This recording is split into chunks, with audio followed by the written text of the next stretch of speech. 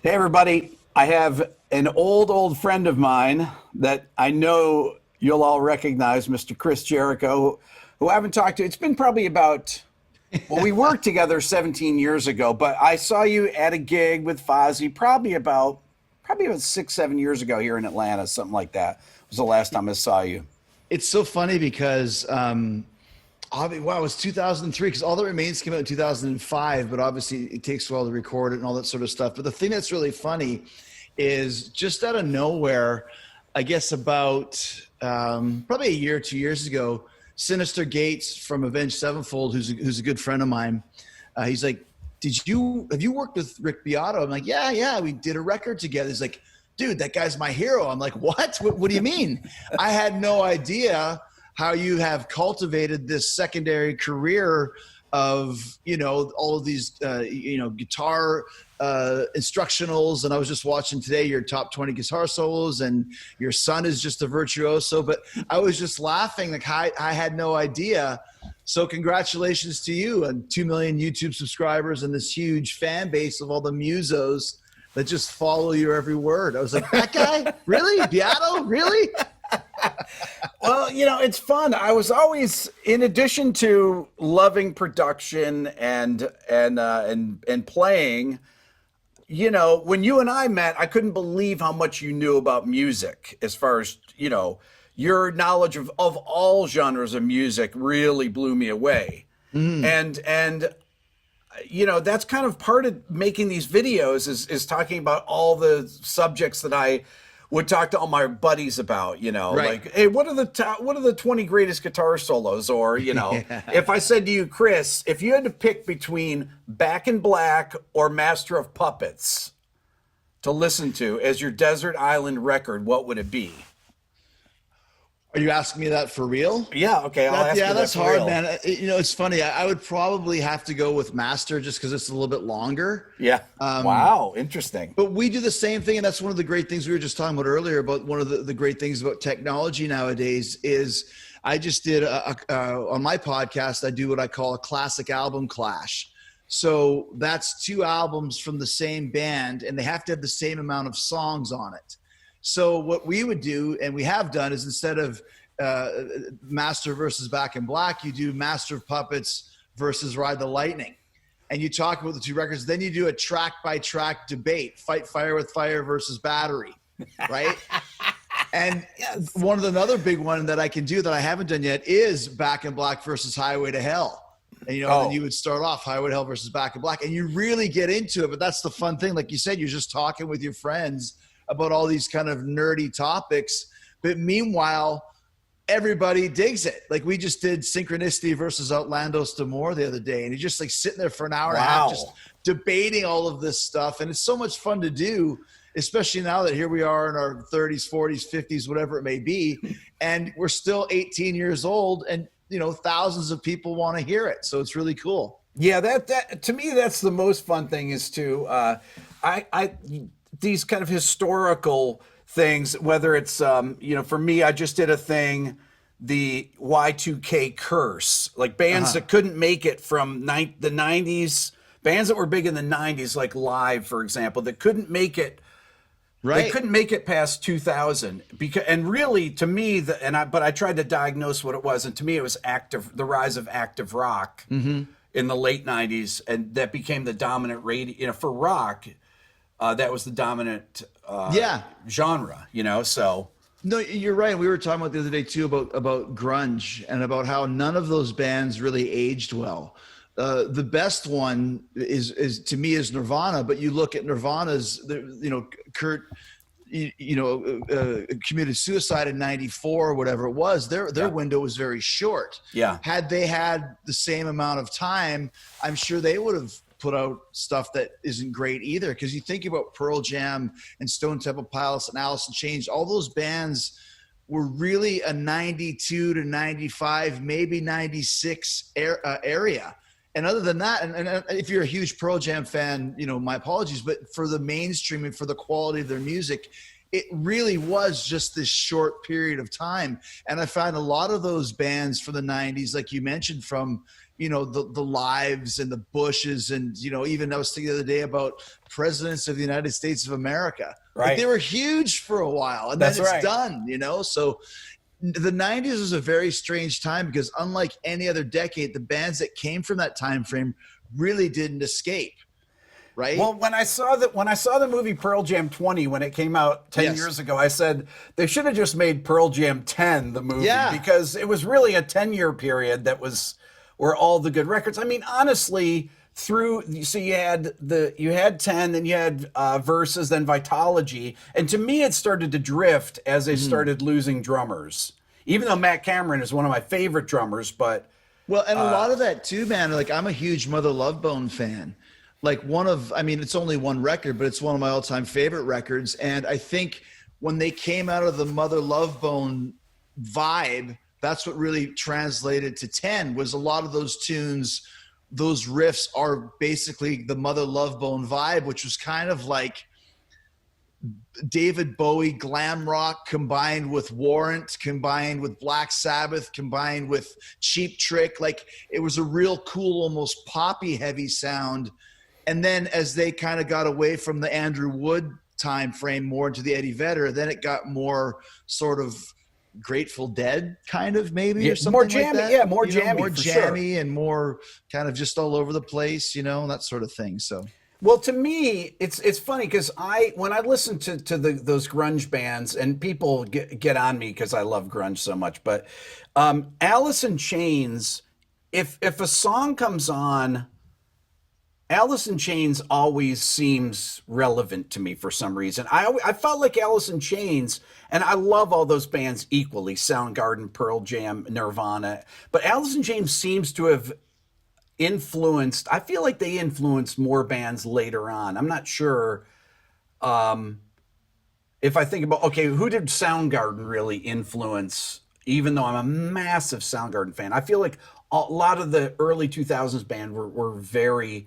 influenced by Alice in Chains. Yeah, but then what I'm saying now too is, after Lane passed away, I mean, they're still putting out stuff, but I never really got into the William Duvall era. And I'm sure if you're a big time Alice in Chains fan, maybe it resonates for you. But like I said, it is a little different from, if you're looking from, I don't know, the Stones and McCartney and the Kinks and the Who are still playing. And then you get into, I mean, God bless Eddie Van Halen and Neil Peart, but Van Halen and Rush were still going, Judas Priest, Iron Maiden, Scorpions. Then you get to the 80s with Metallica and Anthrax, and you know, those bands still continued on, but not a lot from that. If you came out in 91, let's say, there's not a lot of those bands that are still producing and playing, you know, bigger venues now.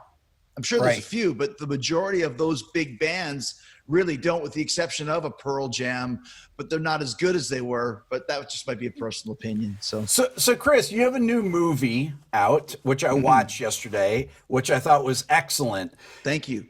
Talk about it for a second, so people can know. Basically, it's when I say I have a movie, it's a documentary that I produced. Yes, and it's something that I think you don't have to be a musician or a fan of rock and roll to get it, but if you are, you'll really understand, because it's about a band called Siren. And you say, I've never heard of Siren. And that's the idea. No one's ever heard of Siren, because they existed kind of in the mid 80s in Florida. Now, Brandon, Florida was kind of a breeding ground for heavy metal bands in the 80s, from Obituary and Nasty Savage, Morbid Angel, kind of the heavier type stuff, Savatage.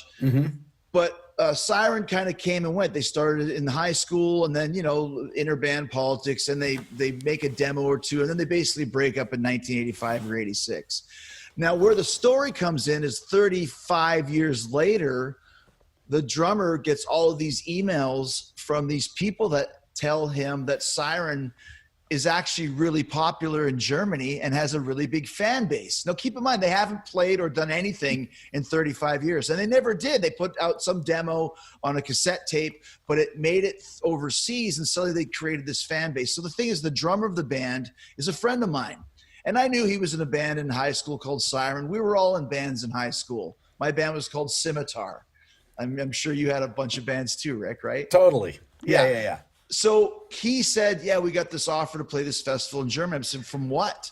We have a big fan base there. Come on, bullshit. He's like, I'm telling you. So I said to him, listen, Ed, I love you, man, but this sort of stuff doesn't happen. So either it's going to be a ridiculous disaster of epic proportions, or it's going to be the best feel-good, heartwarming story ever to show that dreams can still come true no matter how old you are. So I want to send a camera crew, and that's what I did. And what we got, as you saw, was everything that he said and everything they were promised was true. There was thousands of people chanting Siren and singing along to their lyrics about the Wicked Witch of the West or whatever the fuck they were singing about. And these guys in their mid-50s, after not playing for almost 30 years, their dreams of being rock stars came true, even if it was just for one show and one weekend or whatever it was. But it made for such a great, like I said, heartwarming, inspirational story that it turned out even better than I could have expected. Well, we all have bands from where we grew up that, you know, that maybe that don't have that exact story, but bands that were great bands, right, that for whatever reason, I mean, just even the fact that Siren was able to go in a studio, people don't realize how hard it was in the 80s just to go into a studio. Right. I mean, I went into a studio in 1980 was the first time I went into a recording studio, but it was because my cousin was a recording engineer major, and he said, "You want to come into a studio and do this?" I was like, "Go into a recording studio?" I didn't know anyone that went into a recording studio. So, no, and that's the thing. Like they had the right intentions and were doing it the right way. Like you said, like my high school band, I remember once my dad gave me $200. I said, "Go to the studio." I'm like, "Dad, like, I can't even get, into the door. You can't get a reel of tape for $200. Yeah, and so they actually did go into a recording studio and did this 4-song demo, and then they did a couple other ones. Now, what the difference is, Rick, and this is why another reason why I love this show. I love the whole concept of what was going on at the time. Was there was a big tape trading scene back then, right? Yes. So if you were a tape trader, and this is what Lars Ulrich did, and this is what, Slayer and Megadeth and all the bands of that ilk used to do that back in those days, they would do, trade their tapes basically around the world. So Siren did that and had, people in Saudi Arabia giving them, comments, and people in Czechoslovakia and people in Russia and all these different places. So there really was kind of a whole scene back then, and they were part of it. So it was cool that enabled these demos to get across the sea and get into these other countries, which some promoter who does the Keep It True festival and, whatever it's called, Rafschenberg, Germany, was a big Siren fan. So, and the other thing I love is if you've been to Germany, and this is another thing that we discussed in the documentary, really show it, heavy metal is life there. Oh, yeah. Right? Totally. Yeah. Leather jackets, leather pants, patches, heavy fucking metal it's life. And these guys have people saying that, Siren forever, and I live my life for Siren. And if I had a choice between seeing Iron Maiden and seeing Siren, I would choose Siren. So these aren't just like people just blowing smoke. This is their lifelong dedication to this music, and they love Siren more than Iron Maiden. And I was like, this never happens. This is insane. But it's exactly what we got on tape, on film. Well, I thought it was really cool. And I just the idea of the movie to me was so fun, because everybody wants to live those dreams. I mean, honestly, I guess through my YouTube channel here, I get to live the dreams of being on stage or something when, but if I think about the last time I was on stage with a rock band, I sat in with Winger in 2012, playing Helter Skelter, and Reb Beach handed me his guitar. Kip calls me up, and he's like, "Dude, I want you to come up and sit in." I was like, I don't sit in, Kip. He's like, no, just get there early. We'll go over the thing. Then I was like, he finally talks me into it. I go backstage, and he's like, I said, "What are we playing?" He goes, "Helter Skelter." I was like, "Well, I don't have to rehearse that." He goes, "Well," and I meet Reb for the first time, and I'm playing on his guitar. But then I go out and I start playing, and then Kip looks at me and he's like, "Take a solo." I'm like, I got Red Beach sitting behind me. I'm like, I'm not taking a solo, dude. Come on, man. But anyway, so that's and like you said, like, and the fact that here's Rick Beato, you know, like you said, you have all of these people that follow you and appreciate your musicianship, but even you, when you're on stage, it's a little nerve wracking, you know, and that's, there's a great scene at the end of the movie when they finish the set and they turn, you do the typical band picture where you turn looking at the drums and they take a picture of the band with the audience behind them. It was awesome. And it was awesome, Rick. And the reason why is you see the looks on their faces of like shock, bewilderment, gratification, starstruck, the dream came true. That picture right there sums up the whole movie, you know? And that's another thing I love about it is you know, a lot of great documentaries are more about the archival footage. Like if we, you know, put together a documentary about the Stones' 1972 US tour, it's all stuff from the past. We were actually filming this as it was going, right? And that's what I love too. There's a real fish out of water element of guys. I mean, the guitar player hadn't even been in an airport since 9/11. I couldn't believe that. That was I was thinking, like, wait, is he talking about he doesn't know about taking your shoes off and the thing? And I thought he hasn't been in an airport since then. It was great. Doesn't. And then they're trying to figure out, you know, social media and Snapchat and Instagram and filters, and like, it just was such a, they're lovable guys. And it really comes across, like I said, like people say, oh, it's kind of got a little bit of the vibe of the Anvil movie, and it does in a way, but Anvil never stopped. Anvil was a band that never got their due, but they've been playing for 40 years. That's right. These guys haven't. So just them trying to put together the lineup that they can put together and figure out who's available to play, who's got a passport, who wants to play, who can learn the parts. I mean, as you know, Rick, it's not easy being in a band. No. You know, there's a lot of pressure and a lot of commitment. And some of the guys in the movie thought they were up for it and then dropped out, you know? So like I said, to me, just the whole capturing this magical tale of these guys getting a chance to really do it. And, you know, it just was something that I really believed in, and then actually making it and having it released and having the great reactions we've got. It's a lot of fun. It's very gratifying for sure.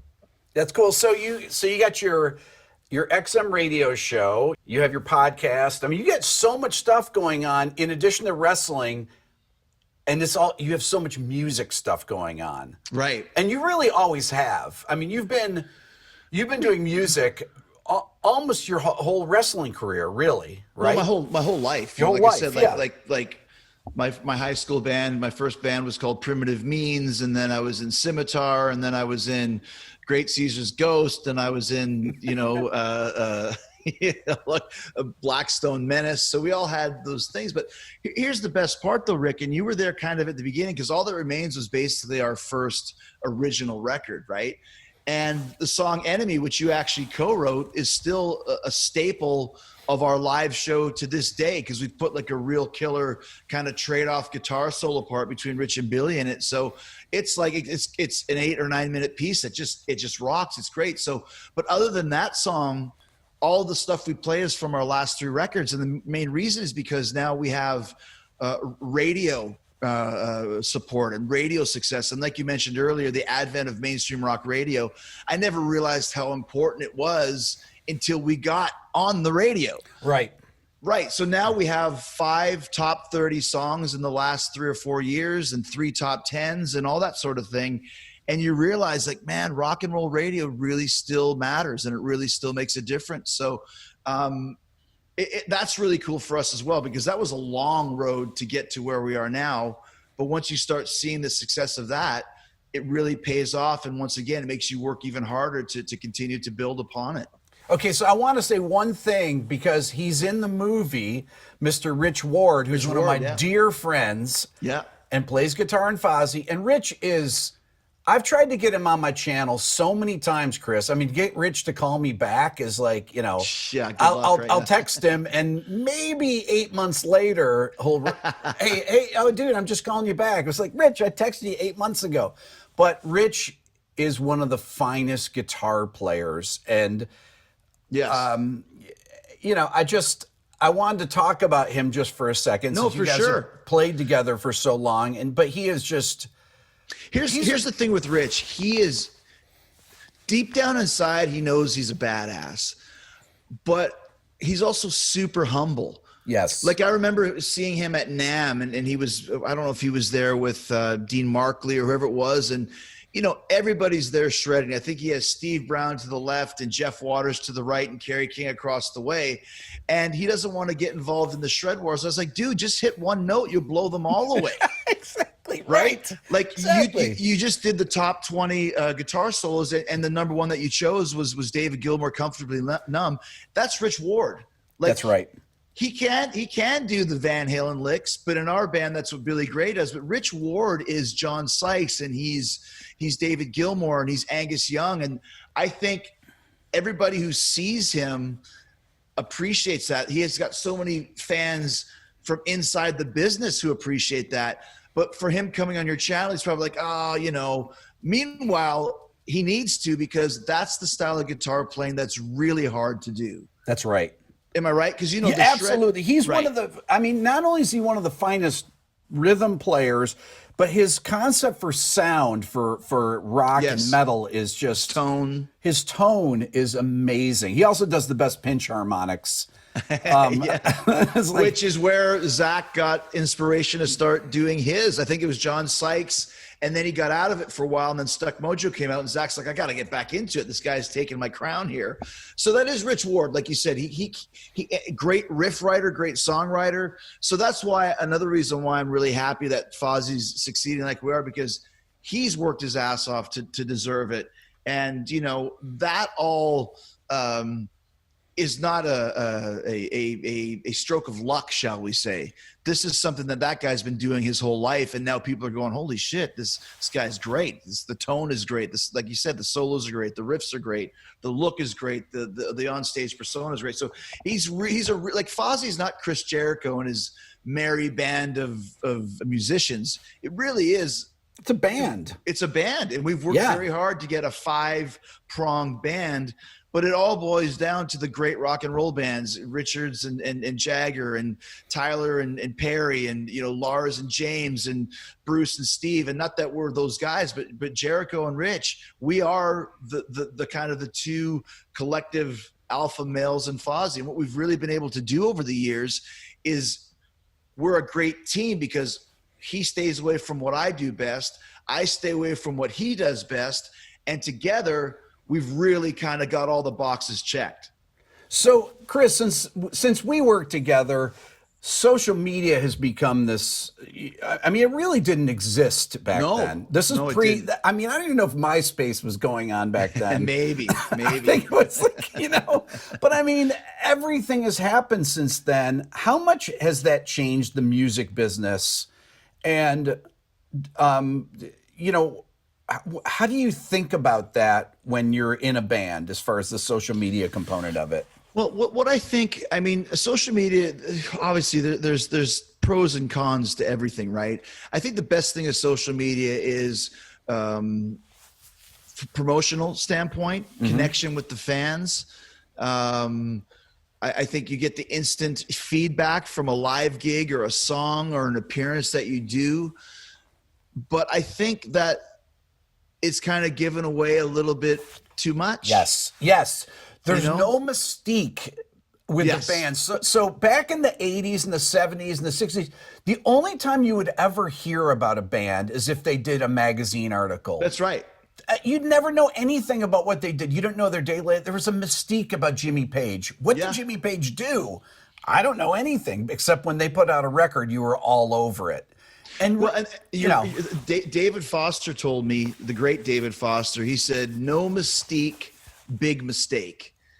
And I really believe that. So for me personally, like, I'll use social media to an extent, like I said, from promotional standpoint, cliffhangers. Hey, we got something big coming up, that sort of thing. But if you look, I mean, AC/DC, you look behind me with Power Up. I mean, they put a poster up in front of Angus's old high school, and you're like, what is this? You know, you don't know anything about AC/DC, and they did more press for this album than they've ever done, I think, because they couldn't tour on it right away. Van Halen was like that too. You knew nothing about Van Halen. Nothing. You really still don't. I mean, now that Eddie's passed away, but who all these things came out. Oh yeah, we were going to do this tour in 2019, like stadium tour. Nobody knew anything about that.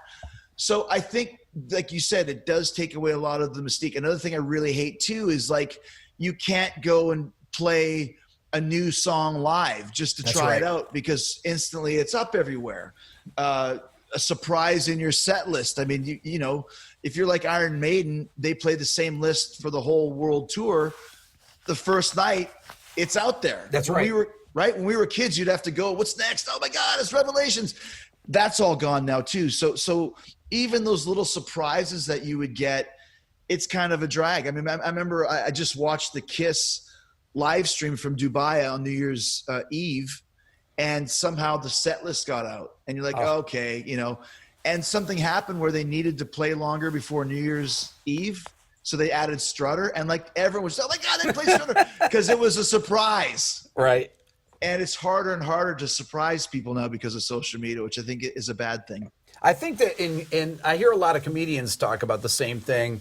They can't try new material because once it's out there, it's out there. Right. And you need to, you know, as you know, maybe you try a new joke that you need to edit a bit, or the same with a new song. Maybe it almost is there, but you need to rehearse a little bit more on this, and this. And now you really can't do that. You have to rehearse your new material as much as you possibly can, because the first night you play it, it's out there. That's right. Forever. And it doesn't matter if the next 5 times are better than the first. If the first time doesn't go right, or there's a mistake, or there's some clams, that's what people are automatically going to jump on. And then it's like, oh, you know, the new freaking song isn't all that great. And it's like, oh man, we unleashed it too early. So I always say it's too bad you can't make a record at the end of a tour rather than at the beginning of it, because you played the song 150 times when the tour is done. You really got it locked in. That's making the record that's the hardest. That's true. And, you know, going back, it's interesting when we talked about Mother Love Bone, bands in Seattle at the time, because Seattle was so far away from everything, they were able to you know, have a scene that nobody knew about, right? Because there was no social media. I mean, that was really the case for any of the scenes, whether it was in LA in the late 80s or whatever. Scenes can't develop now, because as soon as somebody writes a song, they put it up on wherever. Well, and I grew up in Winnipeg, Canada, and I remember the Crash Test Dummies for years. I mean, Brad Roberts, the guitar player and the singer, he used to be my guitar teacher. So I heard about the Crash Test Dummies in like 1983, and they gigged around town. They're very eclectic, very strange. And next thing you know, I mean, 83, 84, 85, they start, and 94, I think, is when was the big hit. That's a 10-year, you know, development of this band in Winnipeg when they finally made it. I mean, it was a short-lived making it, but still, like you said, had those songs somehow leaked, you know, 5 years earlier, the band might not have been baked enough. Like, you know, you might need more development when you put a souffle in the oven. If you take it out too early, it goes down. And that's another thing too. Like if you think about, let's say, Metallica or a band like that, I mean, Kill 'Em All was super underground, but then the word started getting out, and then Ride the Lightning was, and then everybody in metal knew Master of Puppets. Nobody in the mainstream has heard of this fucking band, right? No, that's right. If it wasn't for you being able to put out Kill 'Em All, and it did, I don't know, 50,000, and then Ride the Lightning does 100, and then Master does 500, the slow build of a band, I think, is kind of taken away now too, because if you don't strike and get a number one hit right off the bat, you kind of push to the wayside. And that really scares me too, because what's the future of rock and roll going to be as a result? Well, maybe, I don't know. What is the future? Do you not put anything out? Do you, you know, it's kind of scary, because I was talking to Gene Simmons about this. I went and saw, I go to the Rock and Roll Hall of Fame every year, and NWA was on and saying, everyone says that rap is dead, or we say rock is dead, or whatever. And Gene said every type of music eventually dies. And I was like, what do you mean? He goes, look at swing music and polka music. And he goes, like, guys playing lutes by the fire. You know, all of it kind of slowly goes away. And I'm starting to wonder, like, was he right about rock and roll? Because when I was a kid, everybody was in a band. That's right. there were even there, I remember jocks. I remember guys who were on the football team that bought a guitar and would come jam. Meanwhile, there was all the rockers. Like, dude, there was 4 or 5 bands in my high school alone.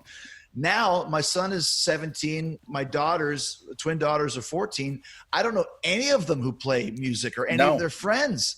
Right. So the scary thing is this. I was talking to Andy Copping on Talk is Jericho when Download got canceled in 2020, which is the biggest festival in England, 100,000 people.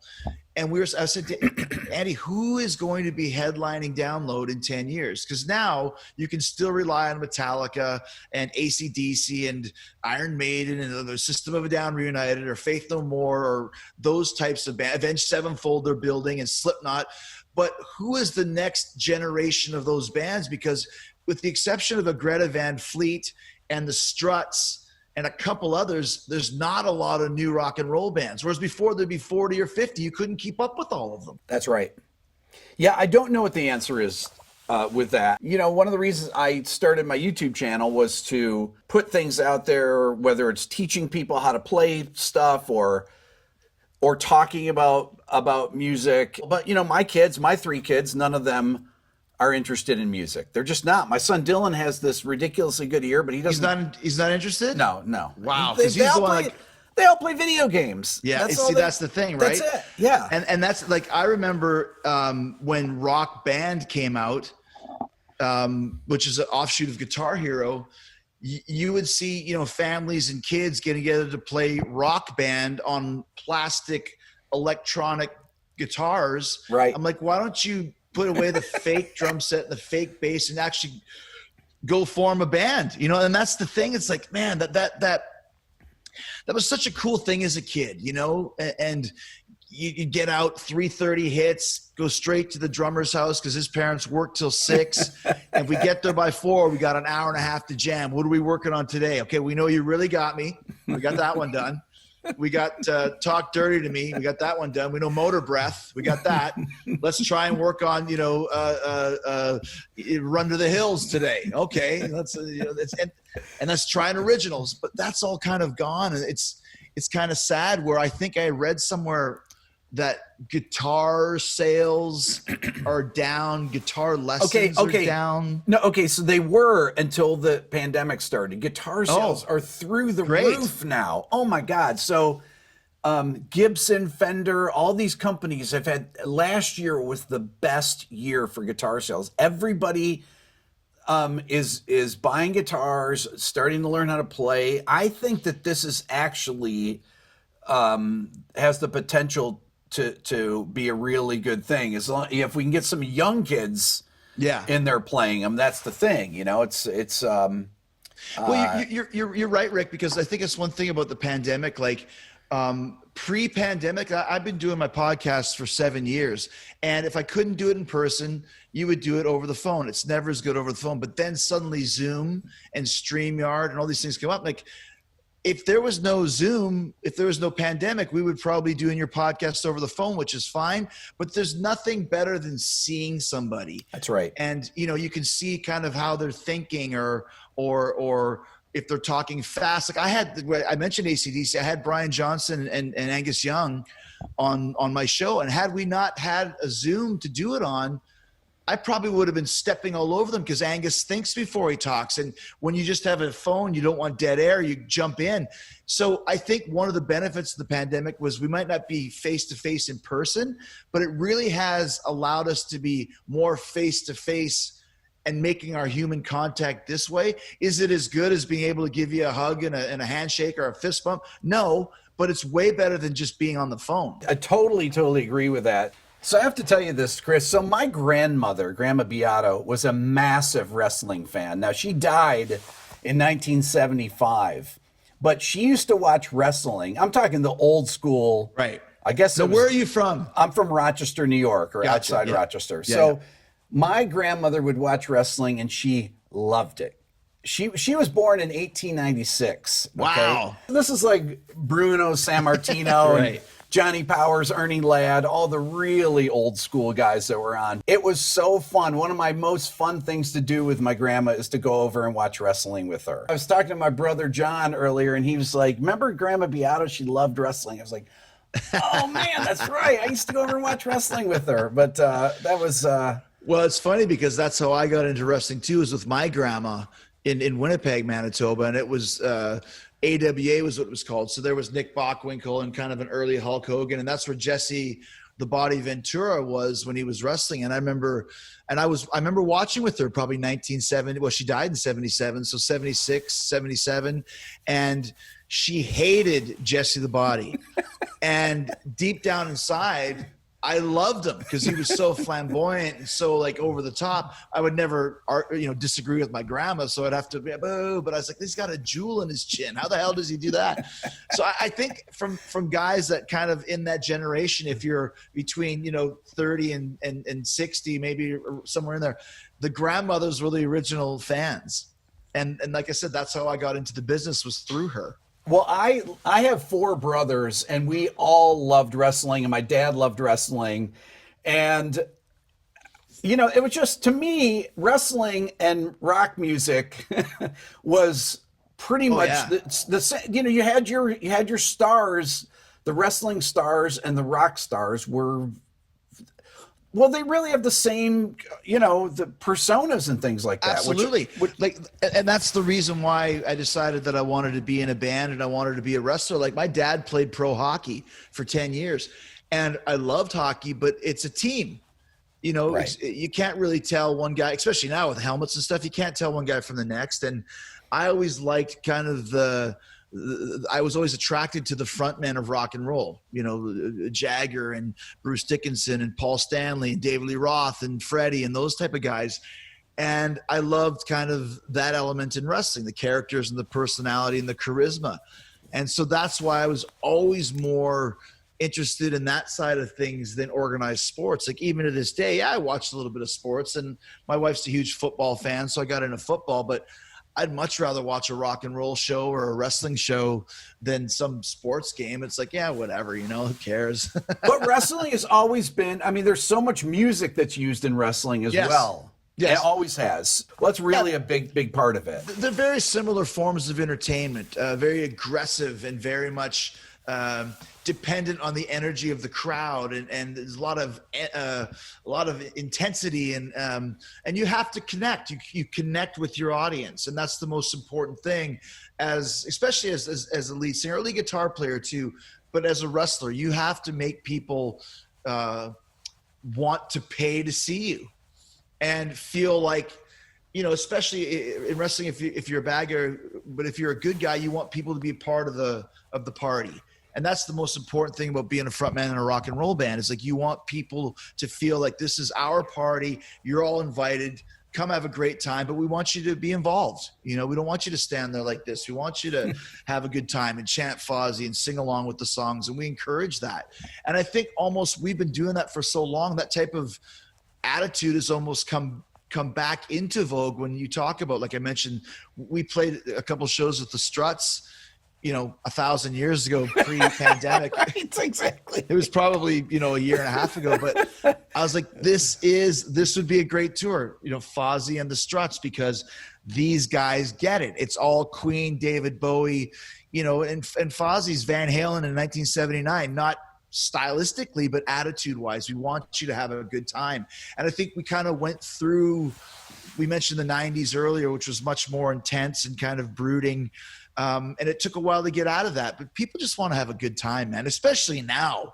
Wait until rock and roll shows start again. Everyone's gonna be going fucking crazy. So it's a perfect time to kind of have that attitude of like, this is just a big party and we want everybody to have fun. So come join us.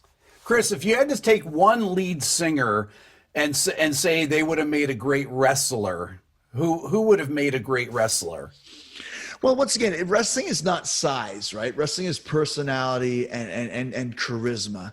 And I mean, when I look at, like, I always wanted to be like a Paul Stanley. Like, I loved his kind of vibe. And I think Paul Stanley would have been great even as the star child, a little bit flamboyant, a little effeminate, if you will. That would have been a good character. I mean, all the guys have it. David Lee Roth. Are you kidding Oh my me? God. Well, he's perfect. He was a wrestler, basically. He was a wrestler. He could do a big split kick off the top rope. And I mean, he's the perfect one. He's got his swords and shit. Like, yeah, I mean, I think David Lee Roth is probably your best example there. No. Let me ask you a couple questions. I got a few minutes left here. So, Go ahead. I'm enjoying some of your videos and the guitar solos and that sort of thing. How big of an influence was Van Halen on your playing? And do you think that we'll ever see somebody as revolutionary on a 6-string guitar again? Is it possible to take it further than Edward did? You know, the thing is that he invented so many things. Right.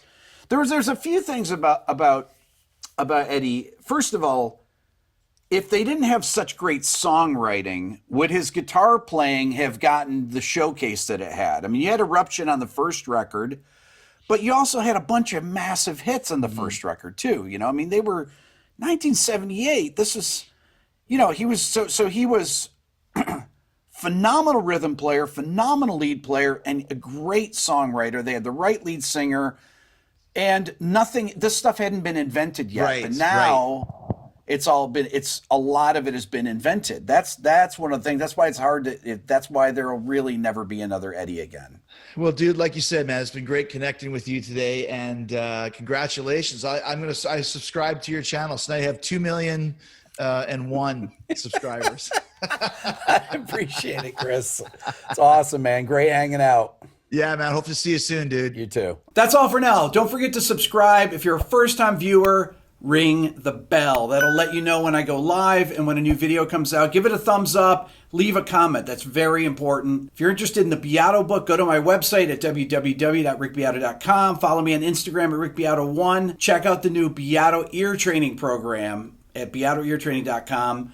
And if you want to support the channel even more, think about becoming a member of the Beato Club. Thanks for watching.